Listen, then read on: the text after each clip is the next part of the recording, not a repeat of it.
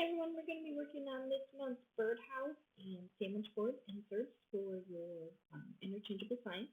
If you have sandwich boards, you're going to have all of these pieces except for the pieces for the door. If you have the birdhouse, then you'll have the stuff for the door. We're going to use a couple basic colors today. We're going to use barn red, chocolate, daisy, and Florida orange. You can kind of mix up your colors a little bit. What we're going for here is the fall leaf effect. I'm placing my tape sticky side up, so just rolling those ends a little bit to stick down to my table, my workspace. That way my pieces are sticky side up. It's going to help me keep track of where my pieces are, and that way I don't have to chase them all around the table. Just sorting out the leaves. There's a couple leaves that sit on top. There's that back piece there. We're going to put that off to the side. That does not get painted at all. It's just a backer piece to make your piece a little bit thicker. And then, like I said, if you have the doors, then you're going to have a couple extra pieces for that.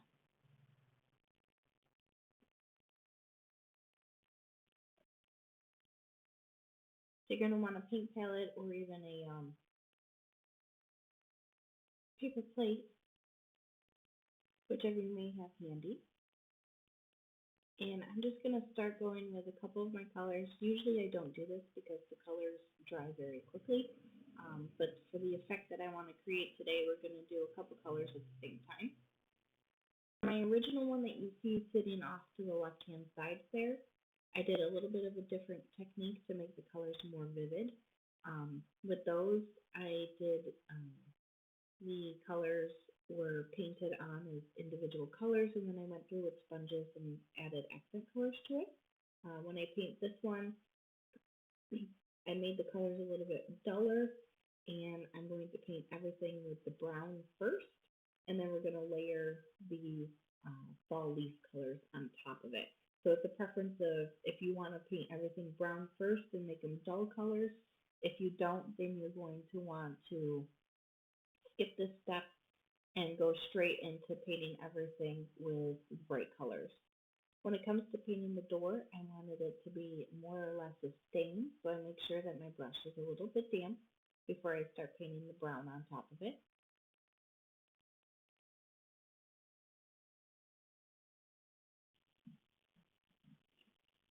If the color is a little bit too dark, you can use a paper towel and just kind of dab off a little bit of your paint, and it'll leave behind whatever happened to soak into the wood. If it's too light at that point, you can do a second coat. Now, rinse off your brush, and then we're going to move on to the next step. I have a sponge from a previous project, so I'm just going to go ahead and cut the end off the sponge for the dried up paint from the last project. I'm going to dip it into the brown, dabbing off a little bit of the excess. That way I'm not globbing too much on, and I fill in all of those engraved lines that are going to create the lines on our leaves. Again, this is a step that if you don't want muted colors, then you're going to want to skip painting everything brown, and you're going to want to start painting stuff with the brighter colors, the yellows, the reds, the oranges first instead. And then you can go through and add browns to kind of mute them down a little bit after you paint your bright colors first. For this one, I decided I wanted to dull my colors, so that's why I'm going through and I'm painting everything brown first.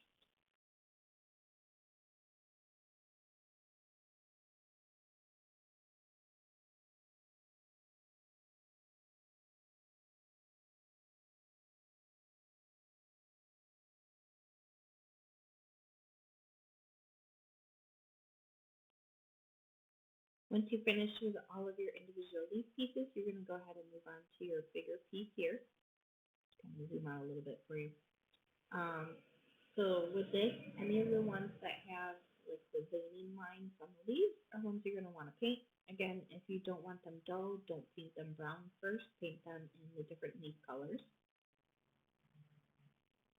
If it doesn't have veining lines on them, then you're going to skip it because those are going to be pieces that are going to get glued on top, the ones that we already painted.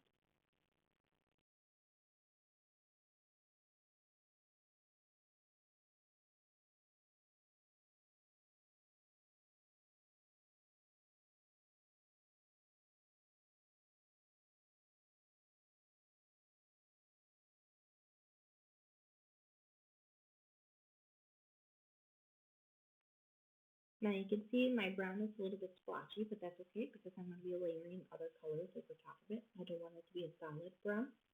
It doesn't give enough room for other colors to be there. So here I'm taking my brown sponge, not cutting off the end, and I'm adding a little bit of orange to the sponge so that half of it is brown and half of it is orange.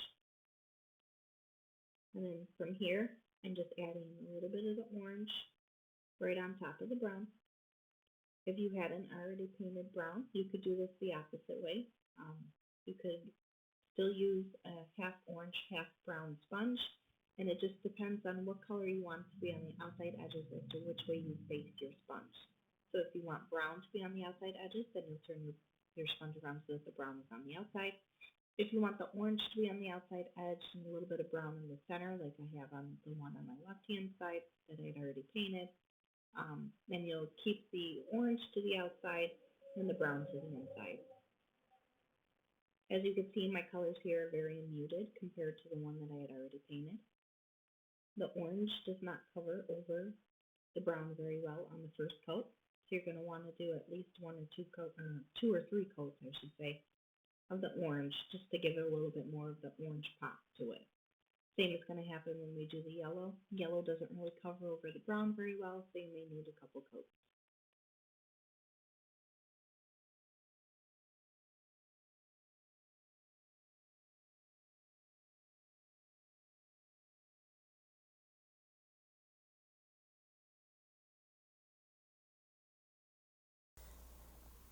So the orange is still looking a little bit more muted than what I was hoping for. So I'm going to add a little bit of yellow into my orange just to make it a brighter color to cover over top of that brown.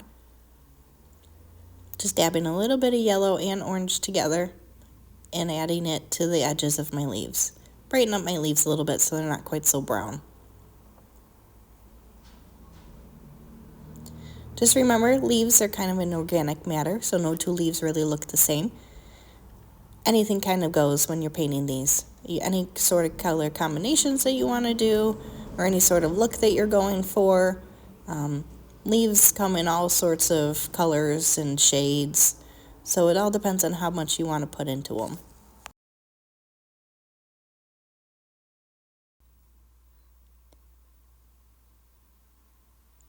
So as you can see, the yellow lightened up the orange a little bit, makes it a little bit more noticeable on the brown background. Little comparison between the first one that I did versus the second one. The first one I did, remember, I did not paint brown first. I went straight in with all the different colors of the leaves and then added brown last.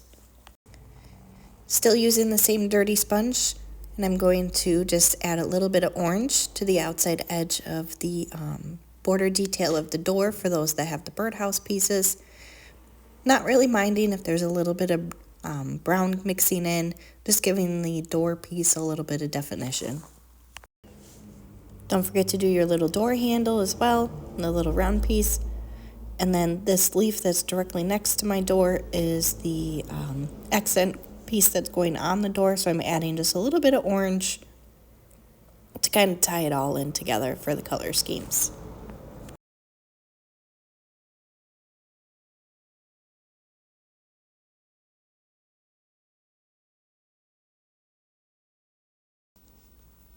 I still have a little bit of orange on my sponge, so I'm just going to go ahead and add a little bit of orange to this other leaf. Maybe not as bright as the other one that I had done.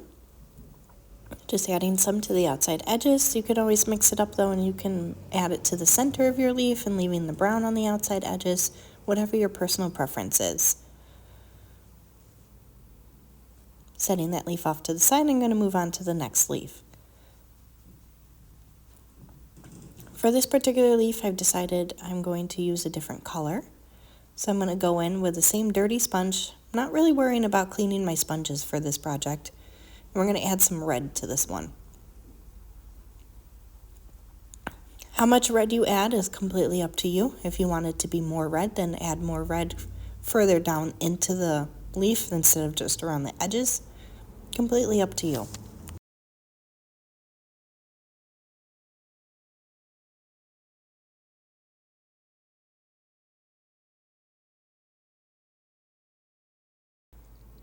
Mixing it up a little, and I'm going to use a little bit of yellow, making more of a muted orange, pale yellow. Use it on the same side that I already had the red on my sponge. And just keep it around the outside edges until I get the look that I'm going for. This is all very organic, so just keep playing with it until you're happy with it. Adding a little bit more brown to my sponge just to kind of freshen it up. A little bit more yellow to make it a little bit brighter.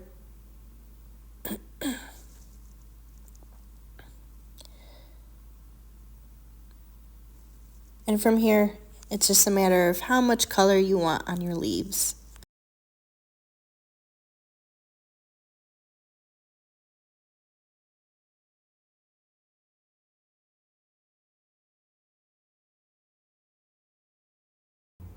For this next leaf, we're going to go ahead and cut the end off of our sponge, adding a little bit brown and a little bit of yellow. I'm going to blend it into its own little area so we don't get anything contaminated into a yellow. I'm going to try to make this one a little bit brighter.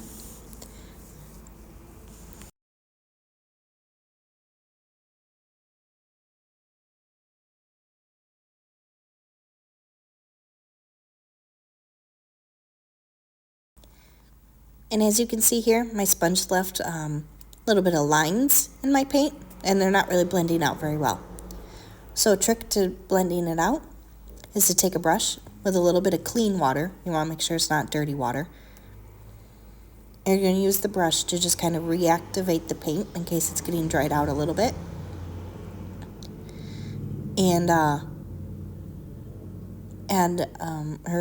Just blend it out a little bit. Use your finger if you want to.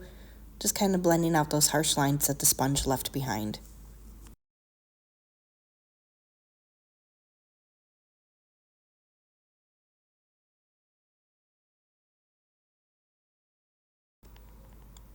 Now that I blended a little bit, I've looked at it and I kind of want to add a little bit more of the yellow back into it. So I'm taking the same sponge just with a tad bit more yellow. All right, add some more yellow. Make it a little bit brighter. Using a little bit more of a brushing motion with the sponge instead of a dab.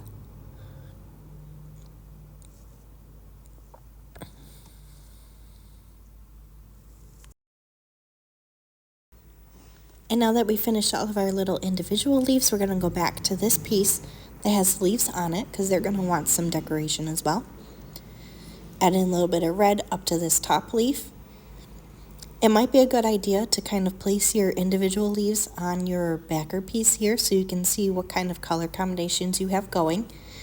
And it's up to you if you want, two reds next to each other, if you don't want two reds next to each other. This way you kind of have an idea of what colors to go with next.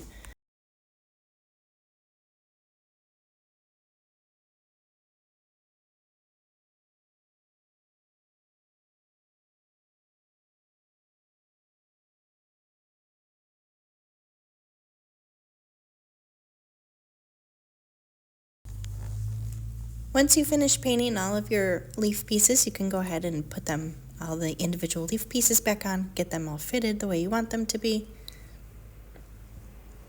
Make sure everything looks the way you want your leaf stack to look.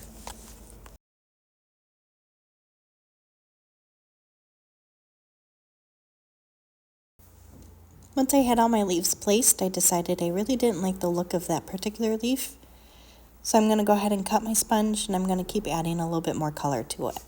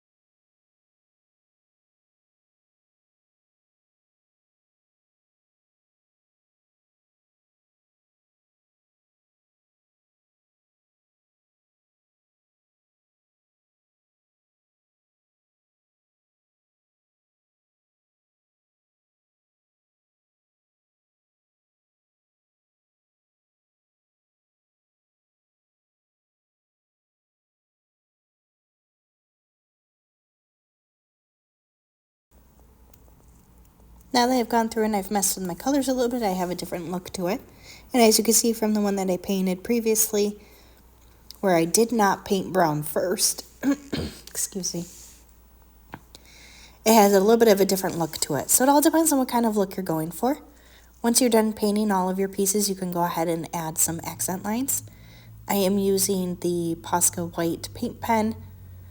This particular one was in fine because I've been having a hard time finding the extra fine. Excuse me. Extra fine works well as well. I wouldn't necessarily suggest medium. Medium might be a little bit too thick for that, but it all depends on what kind of look you're going for. And so with these, I just kind of follow the veining lines a little bit. If they're not exactly on, that's okay. It's all a very organic looking project. It does not have to be exact.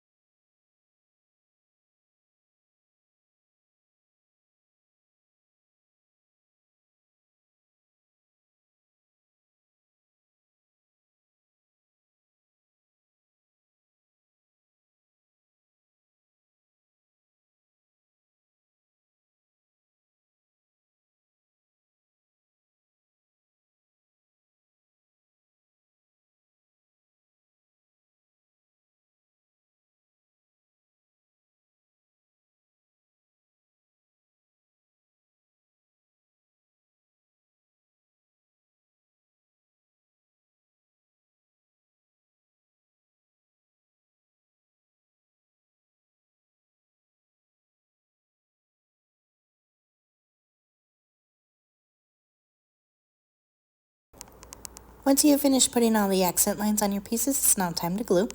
I prefer to use the Gorilla Super Glue. Wood glue works just as fine, just takes a little bit longer for it to set, so be aware of that so it doesn't shift while you're waiting for it to set. Just adding little tiny drops of glue.